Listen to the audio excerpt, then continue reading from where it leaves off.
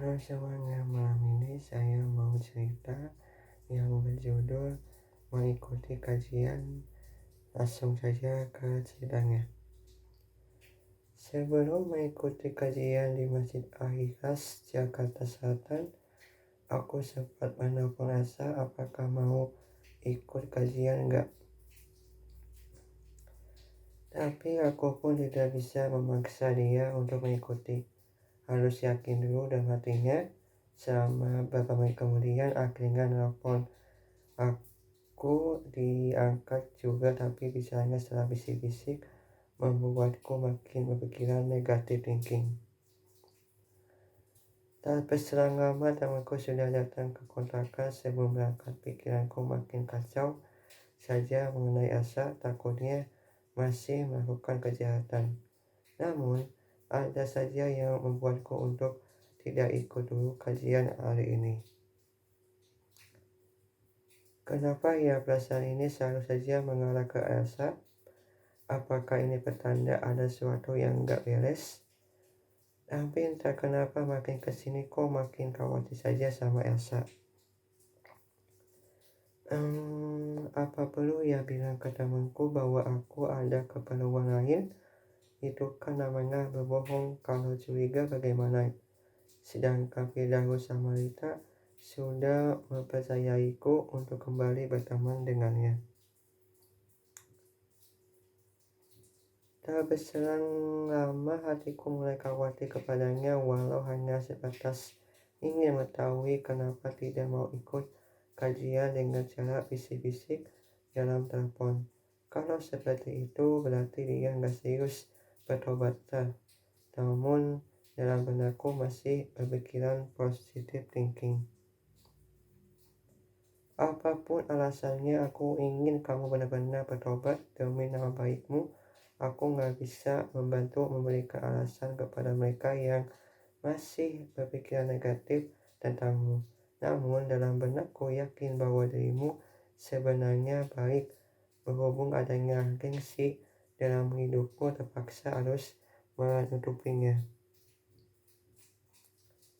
Seharusnya sih kau harus tunjukin apa yang ada dalam dirinya supaya teman-teman, sahabat, kerabat, atau siapapun berada di dekatmu tahu bahwa itu karakter sesungguhnya, bukan dari orang lain yang melihat dari luar, bukan dari isi hatimu seperti itu. Aku sih sudah tahu betul kelakuanmu seperti apa, namun tidak akan kasih tahu kepada orang lain. Tetap saja warga setempat pasti bakal tahu dengan sendirinya tanpa diberitahu. Jika suatu saat nanti kamu mengalami kesulitan dalam menjalani kehidupan di dunia tanpa aku sadari, akan membantu kamu, namun dengan satu syarat, dia harus mengikuti apa yang aku berikan kepadanya. Cuma itu supaya aku sadar bahwa hidup hanya sementara. Memang ia tidak memikirkan tentang kehidupan di dunia sama nafas bisa dihirup. Tanpa sadar dia melakukan kesalahan yang membuat aku kecewa. Katanya mau mengikuti kajian, dalam telepon bilangnya ada keperluan jadi nggak bisa mengikuti. Padahal aku sudah semangat loh, ada kamu ikut kajian. Ya sudahlah, kalau ketemu sama kamu akan kasih tahu materinya, tapi harus dengerin ya. Pas aku ngomong sama perjalanan ke Masjid Al-Ikhlas Jakarta Selatan. Semenjak sampai di sana kok aku melihat Asa lagi duduk. Kenapa nggak masuk aja? Apakah ia lagi menungguku mau teman-temannya? Apa dia sengaja ya bilang kayak gitu? Aku sama temanku langsung menghampirinya. Assalamualaikum, Asa, kenapa tadi bilang ada keperluan? Waalaikumsalam. Maaf aku bilangnya seperti itu soalnya nggak tahu kontrakanmu di mana. Ya kalau gitu mah tanya saja alamatnya kontrakannya di mana. Nanti aku kasih serok daripada harus bohong, betul nggak? Iya betul sih, tapi rasanya nggak pantas mau bilang seperti itu kan sudah membuatmu ikut melakukan kejahatan. Hei, nggak boleh ngomong seperti itu. Di luar sana banyak kok yang melakukan kejahatan sepertimu, tapi hidayah nggak tahu datangnya kapan. Nah, betul kata Firdaus. Baru kali ini temanku sangat peduli untuk memberikan nasihat kepadanya pada lamaku. Ya sudah, sekarang masuk ke masjid, soalnya acara kajiannya akan dimulai. Kami bertiga pun langsung masuk ke Masjid Al-Ikhlas untuk mengikuti kajian dengan tema hidayah. Subhanallah, banyak sekali jamaah di sini membuat hatiku merasa tentram dan nyaman di sini, walau acaranya cuma sampai 1 jam saja, tapi ilmunya sangat banyak, manfaat sekali. Selama belajar tentang hidayah, langsung teringat bahwa aku pernah merasakan hal yang sama seperti dilakukan banyak orang, namun aku berbeda dengan yang lain, malahan sampai besoknya bertanya mengenai hidayah yang memahami hal seperti itu.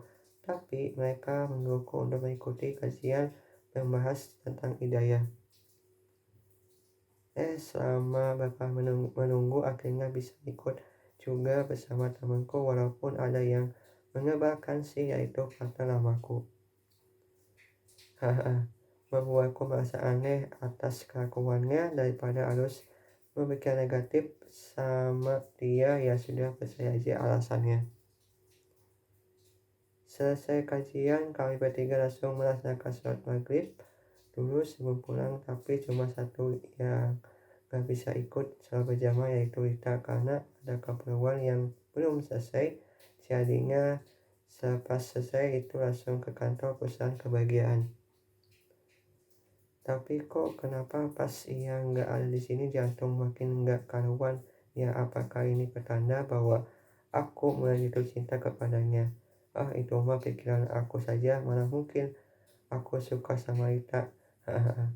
Lagian aku pernah bilang sama dia nggak kenal kan, itu sudah membuat dia malah walaupun baikan terus kenal lagi. Untuk saat ini aku fokus dulu kerja sampai diangkat menjadi karyawan tetap, tanpa peduli mengenai percintaan yang sudah tumbuh dalam tubuhku. Selagi umurku masih diberikan kesempatan sama Allah, akan digunakan sebaik mungkin. Masalah perempuan belakangan belum waktunya bahas mengenai ini. Yang ada malah pikiranku hanyalah masalah kerjaan, walaupun sama Firdaus selalu saja jodohin sama Ella dulu maupun sampai sekarang. Sampai terbayang kata-katanya membuatku salah tingkah saat ngobrol dengannya, namun dalam hatiku, iya sih, iya cantik, mana mungkin mau sama aku. Itu mah Firdaus suka bercanda kayak gitu dari dulu juga.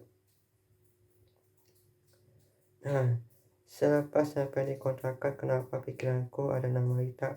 Ya apa iya aku jatuh cinta kepadanya? Tapi terlalu yakin mengenai perasaanku, ini lebih baik menunggu waktu yang tepat dan tahu dulu karakter seperti apa supaya bisa memahami kekurangannya untuk melengkapi suatu hari nanti. Hati ini merasa ada menggangguku di saat ia nggak ada. Apakah ini pertanda bahwa aku lagi jatuh cinta? Tapi aku merasa belum tahu yakin mengenai perasaanku. Jika suatu nanti aku jatuh cinta sama kamu, apakah mau menerima cintaku apa adanya, walaupun banyak sekali kekurangannya? Makin kesini makin kepikiran terus sama Rita. Aduh, apakah telepon saja? Tapi aku nggak mempunyai nomor teleponnya. Terus ditambah tidak berani minta nomornya ke Firdaus, nanti disangka bahwa aku suka kepadanya. Nanti dibilangnya cie, kan jadinya malu aku. Tanpa peduli aku langsung menelpon Firdaus untuk minta nomor Rita, bilang aja ada urusan penting sama dia. Itu namanya bohong demi kebaikan. Haha. Itulah cerita untuk episode baru yang berjudul mengikuti kajian. Semoga kalian suka sama ceritanya. Terima kasih.